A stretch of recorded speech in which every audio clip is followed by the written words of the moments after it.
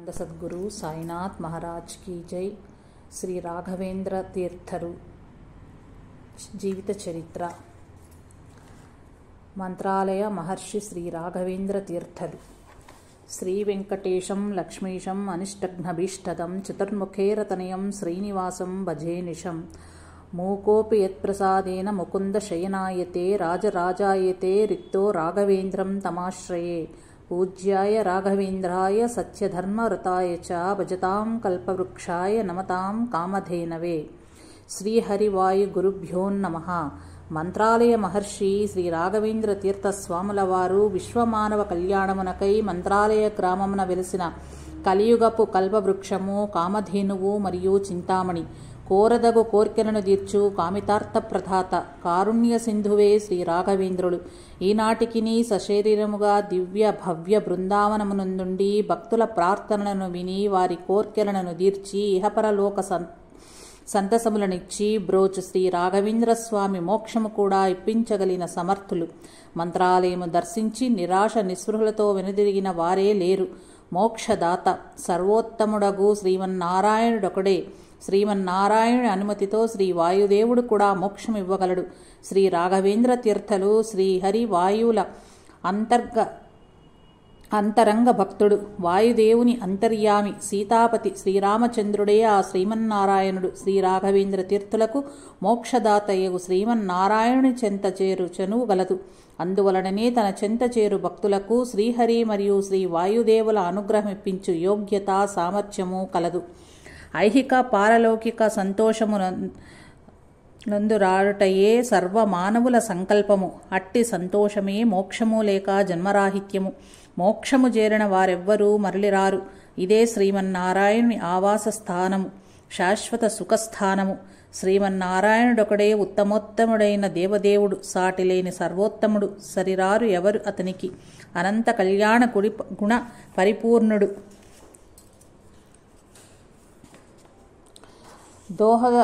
దోషదూరుడు, శ్రీ రమా బ్రహ్మేంద్రాది వందిత చారు చరణుడు, జగజ్జన్మాది కారకుడు, శరణాగత పరిపాలకుడు, సర్వతంత్ర స్వతంత్రుడు, సర్వనియామకుడు, సర్వోత్తముడు, సర్వలోక విలక్షణుడు, శ్రీ భారతీపతి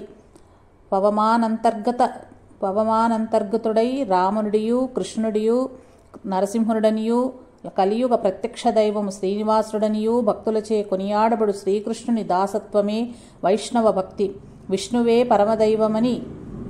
విష్ణువే పరదైవమని ఎరుగుటే సకల శాస్త్ర విజ్ఞానము। 13వ శతాబ్దమున ఆచార్య శ్రీ మధ్వులచే ప్రాచుర్యము కలిగింపబడిన సకల శాస్త్ర సారమగు ద్వైత సిద్ధాంతమే నిజమగు వైష్ణవ భక్తి। వాయుదేవుని అవతారమే శ్రీమద్వాకృతి। విష్ణు సర్వోత్తముడు, అతనికి అందరూ దాసులే అని చాటిన శ్రీమన్మధ్వాచార్యుల బోధనలే అతని ప్రశిష్యులు యావత్ భారతము నందు విస్తరింపచేసిరి। ఇట్టి కోవకు చెందిన వారే మంత్రాలయ మహర్షి శ్రీ రాఘవేంద్రుల వారు। నేను మరియు దేవుడు ఒకటిగాము, మేమిరువురు వేరువేరు, అతడు ఈశుడు, నేను అతని దాసుడను మాత్రమే అని చెప్పునదే ద్వైత సిద్ధాంతం।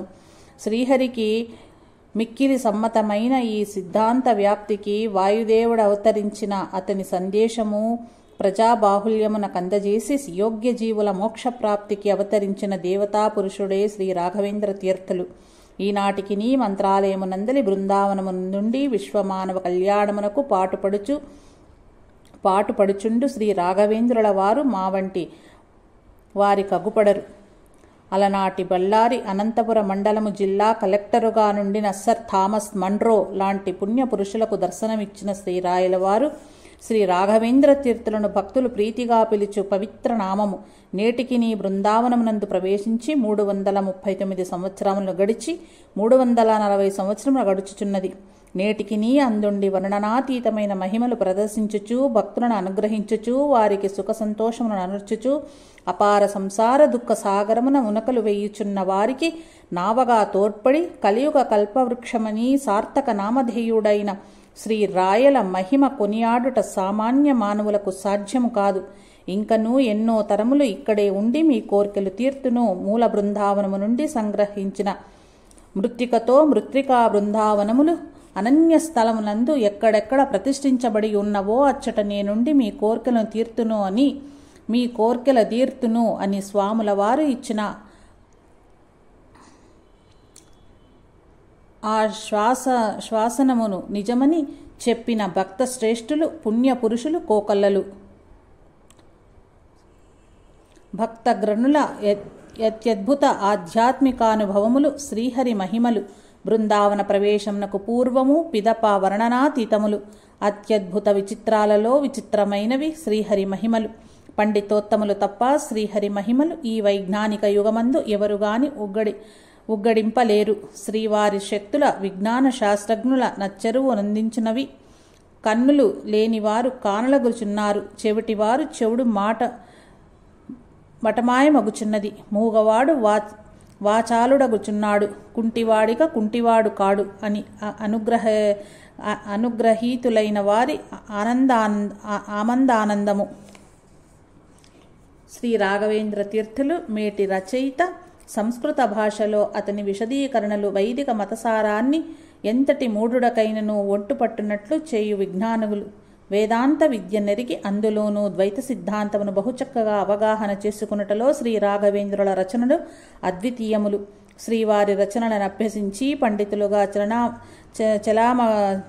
చలామణగులగుచున్న పండితుల కృతజ్ఞతా రుణభారము మెండు. రాయంచ నడకలో నడయాడు గ్రంథాలయము. నాటికిని నేటికిని వేదాంత శాస్త్రములలో లెక్కకు మిక్కిలి అవగాహన కాని అంశములు తటిల్లత వలె మెరిసి అవగాహనకొచ్చుట పండితుల ప్రత్యక్ష కథనము. మానవుని మేధస్సు కందు చిక్కని మహామనిషి మంత్రాలయ మహర్షి శ్రీ రాఘవేంద్ర తీర్థస్వాముల వారు. సంవత్సరం పొడవునా సందడే సందడి మంత్రాలయమనందు. శ్రీ రాఘవేంద్రుల కీర్తి పతాకం సర్వకాల సర్వావస్థలయందు రెపరెపలాడుచు సార్వజనిక సంతోష చిహ్నము. సర్వులను సేద తీర్చు స్వామి మందిరము సురపనాలయమే. రాఘవేంద్ర ఎను నామము ప్రతి భారతీయుని ఇంట వెలసిన రామనామము. శ్రీ రాఘవేంద్ర స్వామి వారు అప్పటికీ ఇప్పటికీ ఎప్పటికీ భక్తుల బ్రోచు పుణ్యశీలి, పరమ దయాళువు, పరమ భాగవత్తములు.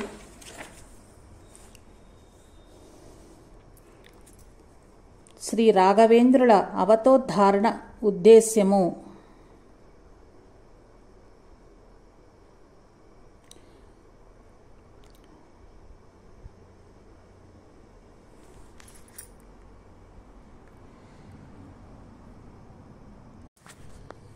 నిషసీద గణపతే గణేశ త్వామాహుర్విప్రతమం కవీనాం నారుతే త్వత్రిక్యతే కించనారే మహామర్కం మఘవన్ చిత్రమర్చ ఎను ఋగ్వేదమందలి మంత్రమొకటి శ్రీహరికే సర్వకర్తృత్వమున్నదని చెప్పుచున్నది.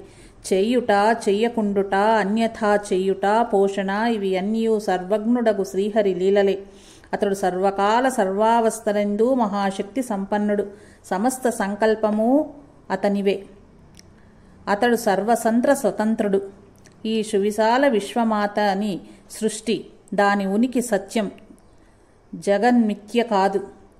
సుజీవులు తమ ముక్తికై పాటుపడు సాధనా క్షేత్రము ఈ సత్య జగత్తు. ఈ పవిత్ర భారతదేశము అట్టి సాధనా క్షేత్రము. విష్ణువే పరదైవము, సర్వోత్తముడని తెలుసుకొనగలిగిన సాధన భూమే మా మాతృదేశం. ఈ జ్ఞానమే మోక్షమునకు హేతువు. కలియుగము ఆసన్నమైనది. సుజీవులకు మనుగడ కంటకమైనది. దుర్జనుల అటాటోపమే అధర్మమే ఎల్లడలా రాణించినది. ముక్తిపథము కాననేరక సజ్జనుల ఆక్రోశించిరి. దేవతలు శ్రీహరికి మొరలేడిరి. వేదార్థములందు నిగూఢముగా దాగియున్న వైదిక సత్యముల వెలికి తెచ్చి వాటియందు దాగియున్న వేద విజ్ఞాన సంపద అర్హులకు అందుబాటులోనికి తెచ్చిచ్చి పురుషార్థ సాధనములో చిట్ట చివరిదగు మోక్ష సాధనకు ఉపకరించు మార్గమును చూపించి తద్వారా ఎడతెగని ఆనందము జన్మరాహిత్యము ఇచ్చు మోక్ష ప్రాప్తిని కలిగించుటకు తనక అత్యంత విశ్వాసపాత్రుడు జీవోత్తముడగు వాయుదేవుని సుజీవుల ఉద్ధరణకై భువికి పంపునట్లు ఆ దేవుడు అభయమిచ్చినాడు. రామావతార రోజులలో హనుమంతునిగా, కృష్ణావతార రోజులలో ప్రచండ పరాక్రముడైన భీమసేనుడిగా అవతరించి ఉండిన శ్రీ వాయుదేవుడు మరొక మారు శ్రీహరి యాజ్ఞను శిరసా వహించి ఉడిపి వద్ద గల పాజక క్షేత్రమునందు శ్రీ మధ్వాచార్యులుగా అవతరించి ద్వైత సిద్ధాంతమును ప్రసరింపచేసి అర్హత గల సుజీవులకు మోక్షము లభింపచేసెను. దేవతా కార్యము కాగానే శ్రీ మధ్వాచార్యుల వారు ఒకానొక మాఘ శుద్ధ నవమి నాడు సుమారు 8 శతాబ్దాల వెనుక శిష్యులకు ఐతరోపనిషత్ ప్రవచించుచు దేవతలు పుష్పవృష్టి కురిపింప ఆ పూలరాశిలో సశరీరులుగా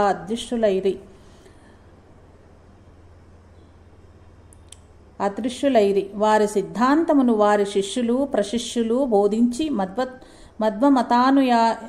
మధ్వమతానుయాయులుగా చేసిరి. ఈ మత ప్రచారము ఎడతెగినది, నేటికిని కొనసాగుచున్నది. శ్రీ రాఘవేంద్ర స్వామి అట్టి ప్రశిష్యులలో ఒకరు. వేదోపనిషత్తులనడి క్షేత్రమునందు మోక్షమను ఫలమును ఆరగించి సజ్జనుల ఆనందించనని ఎను కారుణ్యముతో భగవాన్ వేదవ్యాసుల వారు వేదార్థ నిర్ణయాకములైన బ్రహ్మసూత్రములనడి విత్తనములను విత్తిరి. భగవత్పాదులు శ్రీ మధ్వాచార్యుల భాష్యముల వలన అంకురోత్పత్తి జరిగినది. ప్రాచీనాచార్యులు శ్రీ పద్మనాభ, నరహరి, మాధవ, అక్షోభ్య తీర్థనులనడి శిష్యుల వలన అంకురము మొలకెత్తినది.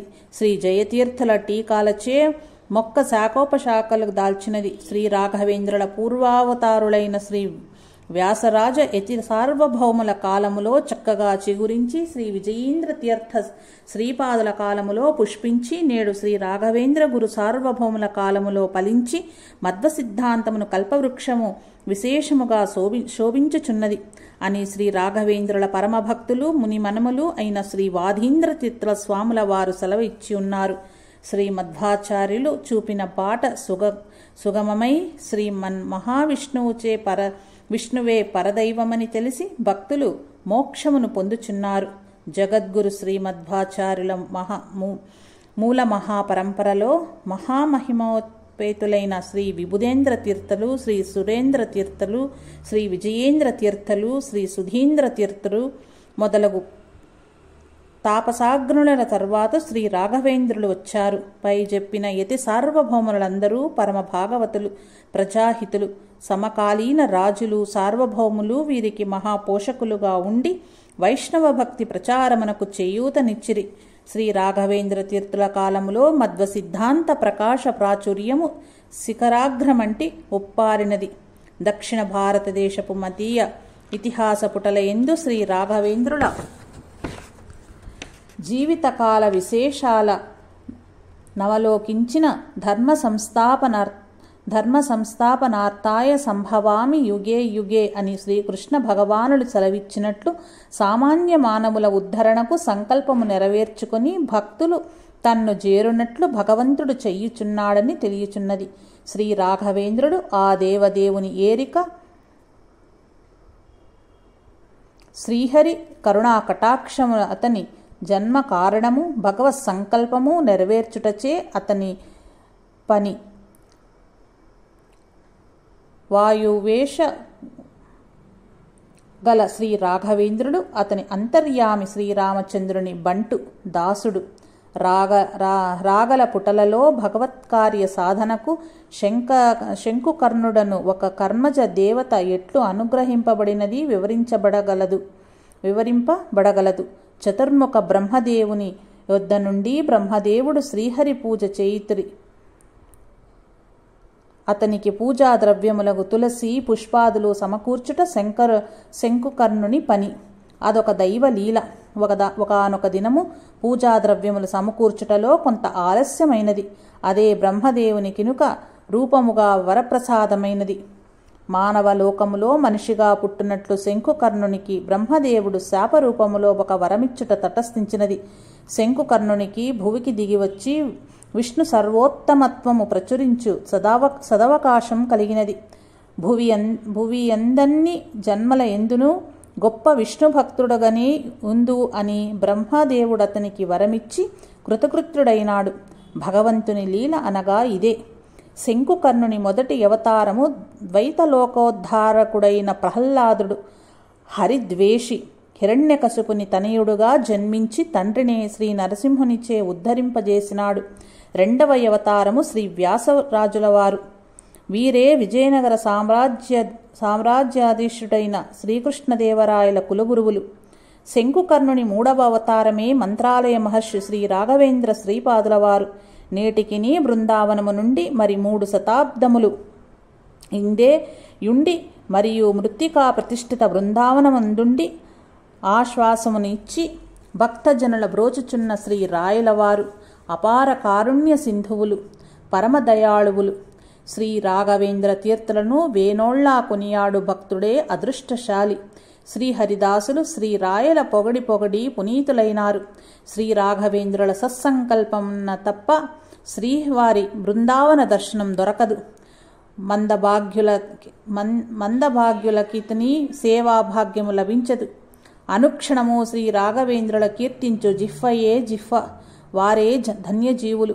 నా భక్తులు కారు, నీ భక్తులు నా భక్తులని నుడివిన శ్రీ నరసింహదేవుని కృపాకటాక్షము పొందిన భాగ్యశాలి శ్రీ రాఘవేంద్ర తీర్థ శ్రీపాదుల వారు.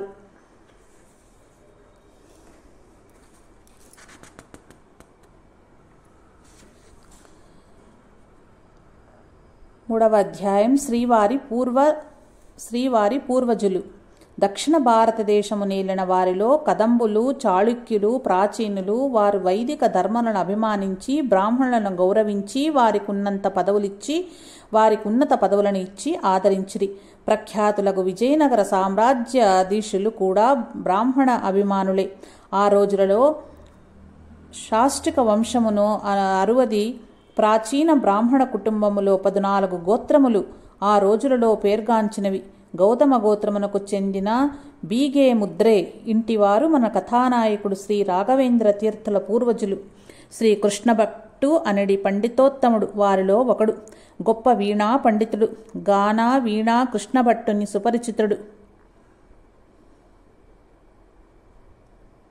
కళాపోషకుడు. శ్రీకృష్ణదేవరాయల అతన్ని సమకాలీన చక్రవర్తి కళాభిమానిగాన కృష్ణభట్టుని ఆస్థాన పండితునిగా చేసుకున్నాడు. కనకాచల భట్టు అతని కుమారుడు. తిమ్మಣ್ణ భట్టు అతని మనవడు. వీణవాదన వారి కుల విద్య. సనాతన సాంప్రదాయములు వారి సొత్తు. క్రీస్తు శకం 1565వ సంవత్సరం ఒక పీడ సంవత్సరం. విజయనగర సామ్రాజ్యం కూకిటవేళ్లతో పెకిలింపబడిన దురదృష్ట సంవత్సరమది. హిందూతత్వం, హిందూ సంస్కృతి మంటగలిసినది. ఆనాడు జరిగిన రక్కసి తంగడి యుద్ధములో ముస్లిముల కరవాలమున కెరయైనాడు శ్రీకృష్ణదేవరాయలు అల్లుడు అళియరామరాయలు.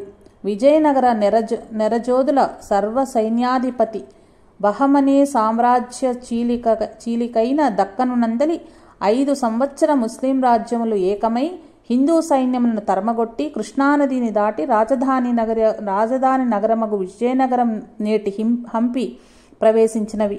కంటికి కనిపించని కళాఖండములు, చేతికి దొరికినవన్నీయూ ముస్లిం సైనికుల కరవాల ఘాతములకు గురి అయినవి.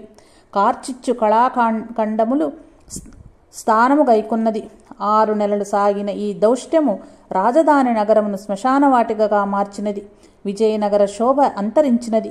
రాజకుటుంబము వారు బతికి ఉన్న బలుసాకు మెయ్యవచ్చునను రీతి ప్రాణముల అరచేత పెట్టుకుని నేటి అనంతపురం జిల్లా ఎందలి పెనుగొండ దుర్గమును ఆక్రమించిరి. రాజాదరణ భృగ్యమైనది. గానకళనే నమ్ముకున్న వారు కవులు మున్నగు రాజాశ్రితులు కూడా రక్షణ లేని రాజధానిని వదిలి పొట్టకూటికై దూరదేశములకు పరుగులిడిరి. వీణా తిమ్మಣ್ణ భట్టు అట్టి కాందిశీకులలో ఒకరు. దక్షిణాదిన ఉన్న కుంభకోణ నగరమును చేరుకున్నారు. శ్రీరంగదేవరాయలనడి రాజు ఆ ప్రాంతపు రాజు. కళాభిమాని, పండిత పోషకుడు. కుంభకోణములో మధ్వమత మఠమొకటి ఉండెడిది. శ్రీ సురేంద్ర తీర్థ శ్రీపాదుల వారు ఆ మఠపు పీఠాధిపతి. రాజాదరణ పొందిన యతి వరేణ్యుడు. వీణా తిమ్మన్నభట్టు ఇతని ఆశ్రయమును పొందెను. ధర్మపత్ని అయిన గోపికాంబతో కలిసి అతడు కుంభకోణపు నగరము బ్రాహ్మణ అగ్రహారములో సుఖముగా జీవించసాగెను. కొంతకాలమైన పిమ్మట తిమ్మన్నభట్టు దంపతులు తిరుమల యాత్ర చేసి వెంకటాంబ అను పుత్రికను, గురురాజా అను పుత్రుణ్ణి సంతానముగా బడిసిరి. అది తుండీర మండలము. శ్రీ సురేంద్ర తీర్థుల అనంతరము శ్రీ విజయేంద్ర తీర్థులు, శ్రీ సుధీంద్ర తీర్థులు కుంభకోణమును అందలి మఠానికి మఠాధిపతులైరి. వీరి సమకాలిక రాజు చవ్వప్ప నాయకుడు.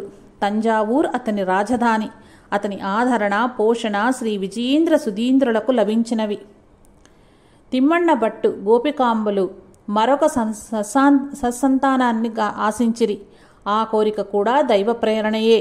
దంపతులిరువురు కామితార్థ ప్రదాత కలియుగ ప్రత్యక్ష దైవము శ్రీ వెంకటేశుని గూర్చి తీర్థయాత్ర చేసి తమ అభీష్టమును ఆ సర్వజ్ఞునికి తెలియజేసినారు. వైష్ణవాగ్రణి విష్ణుభక్తుడే తమ కుమారుడుగా జన్మించవలెనని ఆ దేవదేవుని కోరుకున్నారు.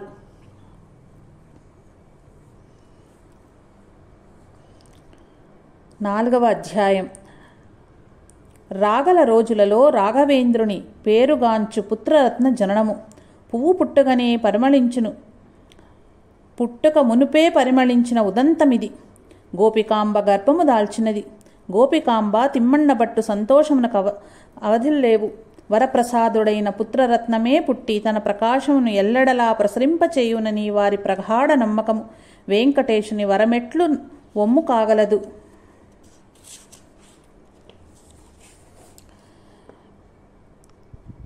దశ సర్గములతో కూడిన రాఘవేంద్ర విజయము నేడు సంస్కృత కావ్యము శ్రీ రాఘవేంద్రుల పూర్వాశ్రపపు అక్కగారైన వెంకటాంబ సత్పుత్రులైన నారాయణాచార్యుల కవనం.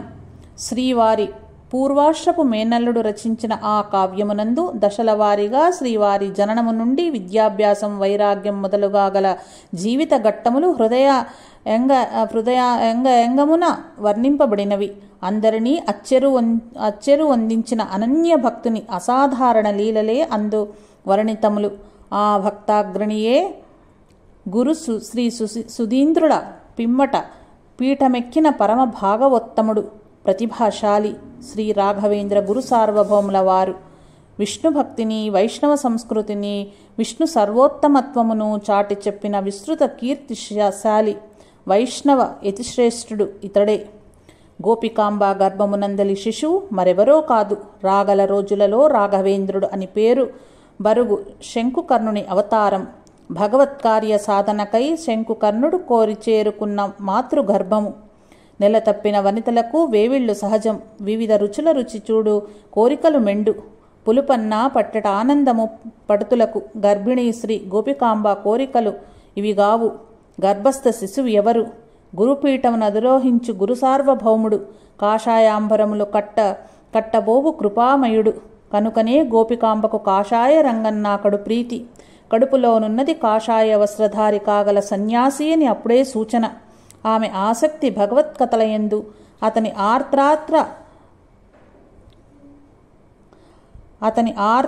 ఆర్త్రార్త్రడ పరాయణతత్వము మరీ మరీ వినవలెనని అభిలాష. ఎన్ని నోములు నోచినో కదా ఆ సతీమణి. జగద్గురువే ఆ జనని గర్భమునందు ఉండెను కదా. జగద్గురువులకు జననీ జనకులగా నుండు భాగ్యమెందరికి కలదు. లోకర్ పూజ్యులకు ఎట్టి తల్లిదండ్రుల అదృష్టమే అదృష్టము. పాజక క్షేత్రమునందలి వేదవతి మధ్యగేహ భట్టుల ఇంట బుట్టిన మధ్వాచార్యుల జననమీ సందర్భమున జ్ఞప్తికి వచ్చుచున్నది. ఉన్నతోన్నత జీవాత్మలు ఉన్నతోన్నత వ్యక్తులనే వారి జననీ జనకులుగా చేసుకొందురు. గోపికాంబ తిమ్మన్నభట్టులు జగత్ప్రసిద్ధి జగద్గురువులని జననీ జనకులుగా ఉండబోవుట ఆ పరమాత్ముని పవిత్ర ప్రత్యేక సంకల్పము. ఏ మా దంపతుల పుణ్యము ఇది. ఆ దంపతులు ఎన్ని జన్మల పుణ్యభాగ్యమో కదా.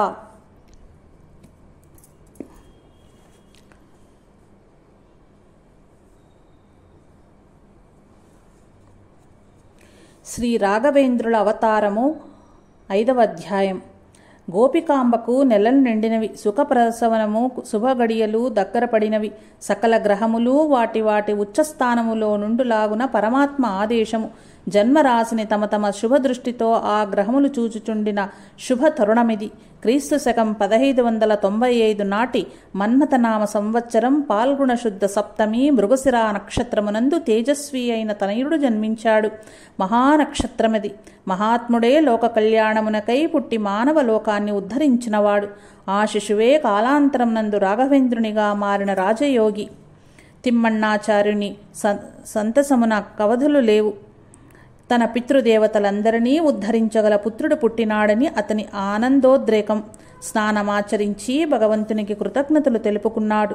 చూపరుల చూపులను ఆకట్టుకుని సౌందర్యము, చిన్నారి సొగసు వెంకటేశుని వరప్రసాదితుడగుగాన అత్యంత కృతజ్ఞతతో బాలునికి వెంకటనాథుడు అనే నామకరణం చేసినాడు తిమ్మణ్ణాచార్యుడు. వెంకటనాథుని బాల్యలీలలు అపూర్వం. శైశవంలోనే అత్యద్భుత సంఘటనలు జరిగినవి. దినదిన ప్రవర్ధమానుడై బాలునికి అన్నప్రాసము అతి వైభవముగా జరిగినది. ముచ్చటముగా 3 సంవత్సరముల ముద్దు బాలుడైనాడు వెంకటనాథుడు. షోడశ విప్ర సంస్కారములు ఒకదాని ఒకటి జరిగినవి.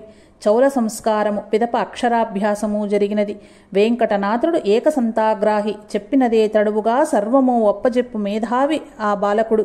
ఇంతలో వెంకటనాథుని అక్క వెంకటాంబ వివాహమేరైతి జరుగునగలదని తిమ్మణ్ణాచార్యులకు బెంగ. నాటికి నేటికిని కన్యలు కన్నదండ్రుల రొమ్ముపైన కుంపట్లే కదా.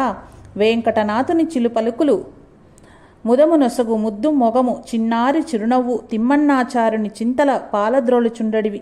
బీదరికము భయానకము. దారిద్రమందున్న తల్లిదండ్రులకు దరహాస చంద్రికలు వారి చిన్నారుల చిరునవ్వులు. వెంకటనాథునితోనే వేకులు విప్రోత్తముడని తిమ్మణ్ణాచార్యునికి పట్టి పీడించుచున్న దారిద్ర్యమాతని దరిరాకుండెను. వెంకటనాథుని అక్షరాభ్యాసపు తొలి రోజులు అత్యచ్చరువు కొలుపు రోజులు. సర్వంతర్యామియగు దేవదేవుడు సర్వవ్యాప్తుడు కదా. అంతటి వాడొక చిన్ని అక్షరమైన ఓం అను అక్షరమునందున్నట్లే అడిగి ఉన్నాడో వివరింపుమని తండ్రికి వెంకటనాథుని ప్రశ్న.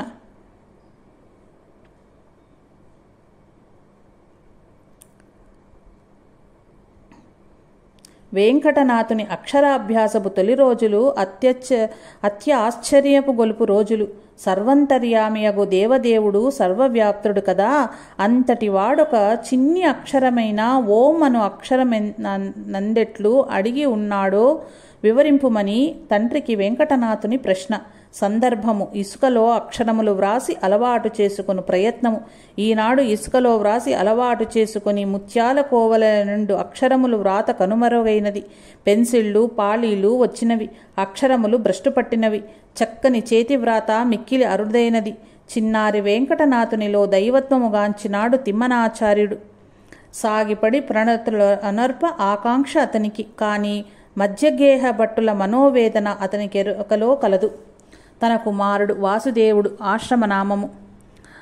మధ్వాచార్యులు సన్యసించకుండుటకు తండ్రి అయిన మధ్యగేహ భట్టు అనాలోచితముగా పుత్రునికి ప్రణమిల్లినప్పుడు అదే అతని అనుమతిగా తీసుకుని సన్యసించిన వాసుదేవుని కథకామి తిమ్మణాచార్యునికి తెలియకపోలేదు. వెంకటనాథునికి వందనము చేసినా అతడు కూడా సన్యసించునేమోనని భయం. వెంకటనాథుడు అసాధారణ మేధావి. ఇంటికొచ్చిన బాల మేధావిని సందర్శించిన సకల జనుల అబ్బురపరుచు వెంకటనాథుని తెలివితేటల పొగడ్తలే అందరి నోట. రోజులు దొర్లినవి. కాశ్యపస గోత్రజనుడు లక్ష్మీ నరసింహాచార్యులనడి విద్వన్మణికి పుత్రికనిచ్చి వివాహము గావించి తండ్రిగా తన బాధ్యత నెరవేర్చుకున్నాడు తిమ్మణాచార్యుడు. పుత్రులు గురురాజ వెంకటనాథులు ఇరువురూ గొప్ప చదువరులు కావాలనని అతని ఆశ.